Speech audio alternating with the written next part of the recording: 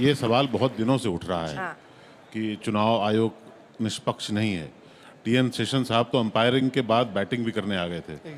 तो ऐसा इतिहास रहा है। और सवाल, सुप्रिया जी ने सही कहा कि सवाल उठाना जिस दिन नाजायज हो जाएगा किसी के भी, हाँ। किसी से भी, वो उस दिन लोकतंत्र नहीं बचेगा। अब आए ना लाइन पे। सवाल तो उठाना ही चाहिए, पर अगर अंपायर पे लगातार शक हो और बार बार शक हो और 10-12 साल से शक हो, तो मैं तो ना खेलूं फिर। मैं ना खेलूं फिर।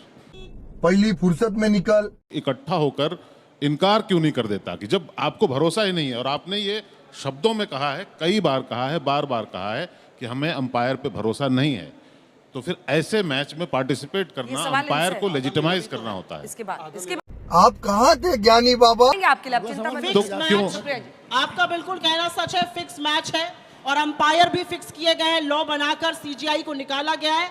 एक बात याद रखिएगा, सीबीआई डायरेक्टर का चुनाव सीजीआई करता है, पीएम करते हैं और एलओपी करते हैं, लेकिन चीफ इलेक्शन कमिश्नर और इलेक्शन कमिश्नर्स का चुनाव सीजीआई को बाहर निकाल दिया गया है। बिल्कुल सही है, फिक्स मैच। क्यों हिला डाला ना।